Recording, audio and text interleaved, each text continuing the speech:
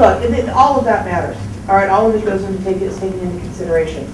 The reality is that the comfort of the worker is not a determining factor, and that frequency of disability, while a consideration, is also not a determining factor.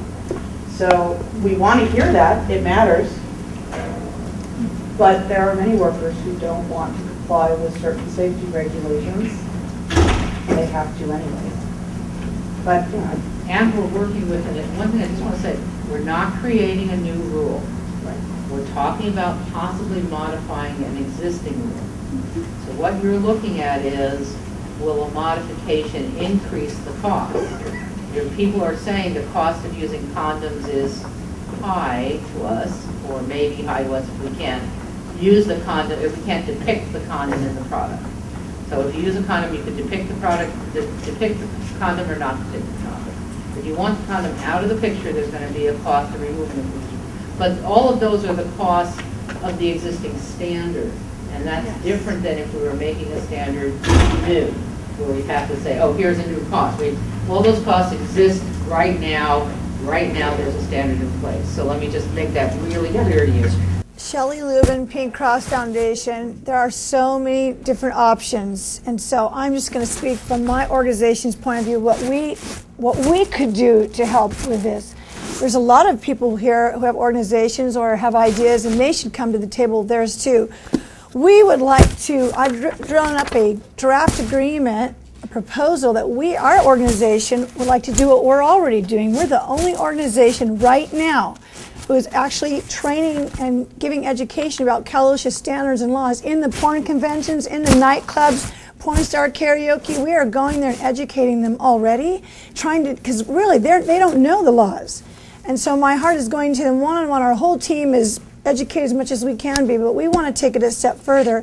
We'd like to have an alliance with Cal-OSHA and actually help with the training and education part, something we're already doing, and we're having some success with that.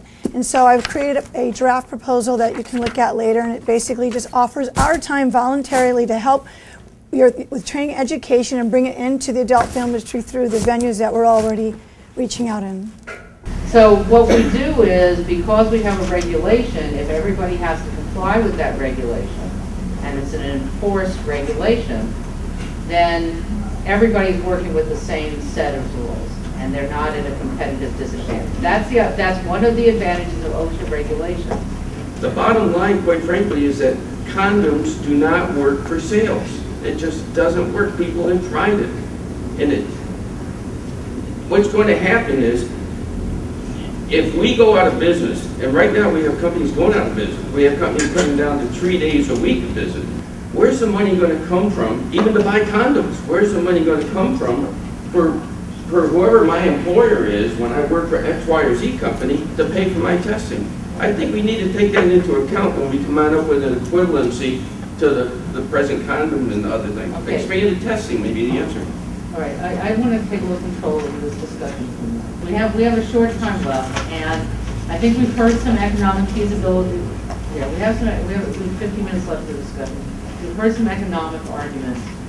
What we really would like, I don't think we're going to get to some of these other issues on the agenda, although what I'd like us to do is reserve 20 minutes to talk a little bit about the medical services issue.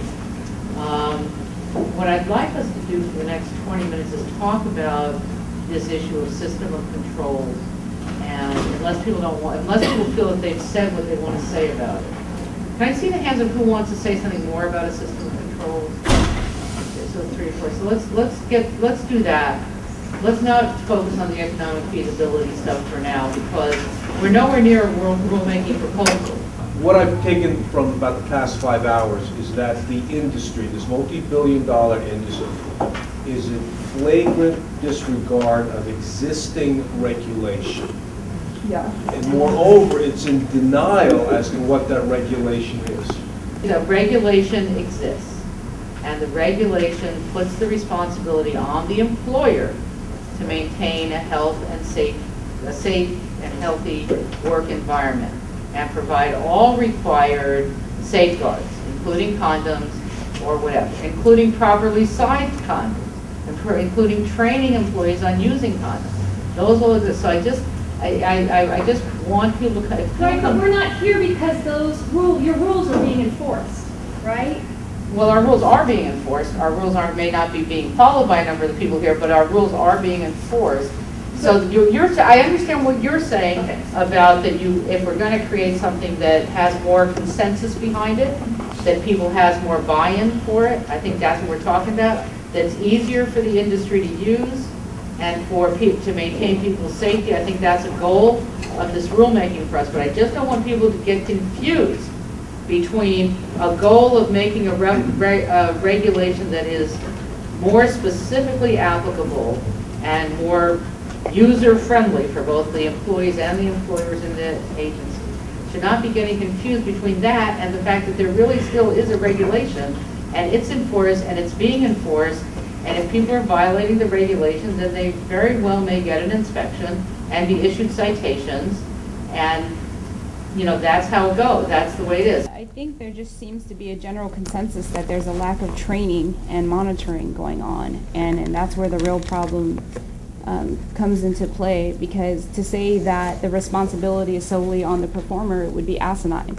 They don't know, for lack of a better word, what kind of animal they're getting involved with in the porn industry, and things like Porn 101 don't really cover everything that you're going to encounter in the industry.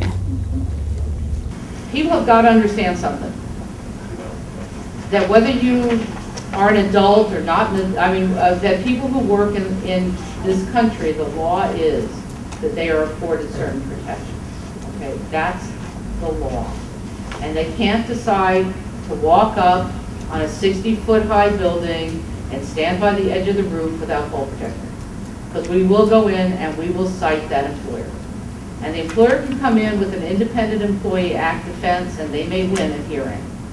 But if the employer's policy is to let employees choose or not choose to wear fall protection when they stand 60 feet high in the air, well, they're not going to, then that's it. Okay, so people have got to, if we've done nothing else today to communicate that there is a system of occupational safety and health regulation and law that is different than what people do in their private lives. You can go out and you can, in your private life, if you own the 60-foot high building, you're welcome to go out and stand on the edge of it in terms of Cal-OSHA, because we don't have any jurisdiction over it. And you can use the saw without a guard and feel free to cut off your arm. All of that can be done as a private individual. But when you come into an occupational arena where people are paying you to do stuff, and you are in an employee-employer relationship, there are rules that are going to govern what risks that you can take. And so I don't see a point in a lot of discussion about back and forth about I take some risks, I don't take some risks, because in the end, this is the rule.